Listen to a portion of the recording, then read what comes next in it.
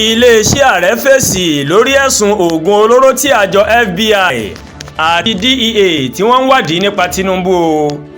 iléeṣẹ́ ààrẹ orílẹ̀-èdè wa Nàìjíríà mà ti sọ̀rọ̀ lórí àṣẹ tí ilé-ẹjọ́ ilẹ̀ Amẹ́ríkà kan máa pa pé kí àjọ atọpinpin ìyẹn Federal Bureau of Investigation FBI àti Drug Enforcement Administration DEA kí wọ́n gbé ìwádìí wọn o lórí ààrẹ Bọ́lá Ahmed Tinubu jáde. ilé-ẹjọ́ tó fìkàlẹ̀ sí Colombia ó mà ló mọ̀ pàṣẹ yìí ní ọjọ́ kẹjọ oṣù kẹrin ọdún 2025 yìí. ó pàṣẹ pé kí àjọ méjèèjì náà kí wọ́n gbé ohun tí wọ́n mọ̀ nípa oògùn olóró tí wọ́n ní ààrẹ Tinubu mọ̀ lọ́wọ́ nínú rẹ̀ síta o. nígbà tó ń fèsì sí àṣẹ náà, agbẹnusọ ààrẹ Tinubu Báyọ̀ Ọ̀nánúgà ó kéde lójú òpó X rẹ̀ ní ọjọ́ àìkú Sunday pé kò sí kinní kan tí FBI àti DEA tí wọ́n lè rí gbé jáde nípa rẹ̀ o. Ọ̀nánúgà sọ pé kò sí nǹkan kan tí wọ́n fẹ́ gbé jáde o. àbọ̀ ìwádìí MOSS tó sojú FBI àti DEA ó ti wà níbi tí gbogbo èèyàn ti lè rí. ó ti ju 30 ọdún lọ báyìí tó ti wà níbẹ̀.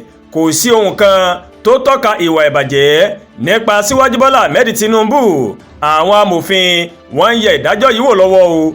bẹ́ẹ̀ ni Ọ̀nánúgà òun ló kọ sójú òpó náà nínú ìdájọ́ náà tó wà ní ojú òpó ayélujára kóòtù ọ̀hún. adájọ́ Barry Howell ó pàṣẹ pé kí FBI àti DEA wọ́n gbọ́dọ̀ ṣiṣẹ́ o lórí ìwé kan tí wọ́n ń pè ní Freedom of Information Act. ọmọ ilẹ̀ Amẹ́ríkà kan tí wọ́n pe orúkọ rẹ̀ ní Aaron Greenspan òun ló mú ìwé náà wá bí wọ́n ṣe wí o. kóòtù náà ó mà tún pàṣẹ pé kí àbájáde kan tí wọ́n ń pè ní Global Response tí wọ́n ti kọ́kọ́ fi dáhùn kò wúlò mọ́ ní 2022 àti 2023.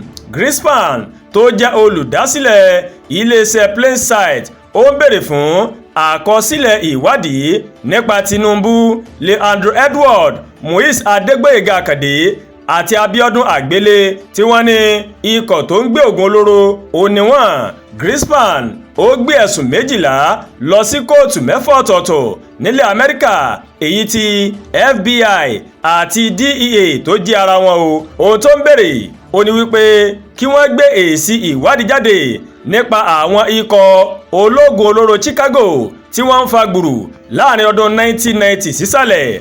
àwọn ẹ̀ka míì tó tún kọ̀wé sí ni United States Department of State, Central Intelligence Agency, Internal Revenue Service àti Executive Office of United States Attorney.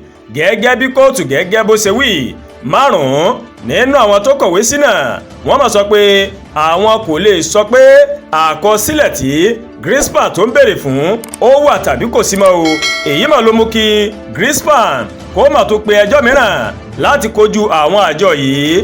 nínú ìdájọ́ rẹ̀ ní ọjọ́ ìṣẹ́gun Tuesday, adájọ́ Howell ó pàṣẹ pé àbájáde Glomar tí FBI àti DEA tí wọ́n gbé jáde o kò ṣiṣẹ́ mọ́. ó ní wọ́n gbọ́dọ̀ wá òmíràn sọ. ohun tí ọ̀pọ̀ èèyàn gbàgbọ́ ni pé FBI àti DEA yóò tẹ̀lé àṣẹ ilé ẹjọ́ o. wọn yóò gbé àkọsílẹ̀ orúkọ àwọn tí wọ́n fẹ̀sùn kàn yìí jáde. bó tilẹ̀ jẹ́ pé iléeṣẹ́ ààrẹ Nàìjíríà sọ pé àwọn amòfin wọ́n sì ń yẹ ìdájọ́ kóòtù náà wò lọ́wọ́ báyìí. ohun tí a kò mọ̀ ni bóyá wọn yóò sọ̀rọ̀ lẹ́yìn àgbéyẹ̀wò àwọn amòfin o. tá ò bá gbàgbé, ó ti pẹ́ tí ọ̀rọ̀ nípa ẹ̀sùn oògùn olóró yìí ó ti ń jà nílẹ̀ nípa ààrẹ Bọ́lá Tinubu. èyí sì wà lára ohun tí àwọn alátakò rẹ̀ nínú òṣèlú tí wọ́n fi ń kojú rẹ̀ lásìkò ìpolongo ìbò ààrẹ tó gbé wọlé lọ́dún 2023.